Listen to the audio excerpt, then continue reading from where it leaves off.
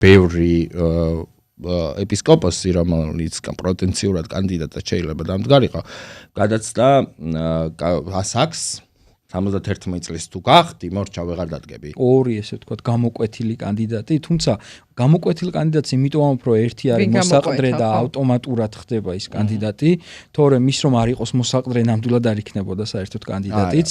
არასდროს არ ყოფილა არასდროს. მეორე კანდიდატი სავარაუდოდ იქნება ერთ-ერთი მხცოვანი მიტროპოლიტი, საკმაოდ ავტორიტეტული პიროვნება, მათ შორის საქართველოს ეკლესიაში, ჭიათურისა და საჩხერის მიტროპოლიტი დანიელი. ანუ მეუფე დანიელი არის პიროვნება, რომელიც უზრუნველყოფს ერთ რამეს, რომ მას ხმას მიცემენ ის ადამიანები, რომლებიც მას უჭერენ მხარს და ასევე ის ადამიანებიც, რომლებიც ცუდად არიან განწყობილი შიოს მიმართ. და ესეთები ბევრი არის. ესეთები ბევრია.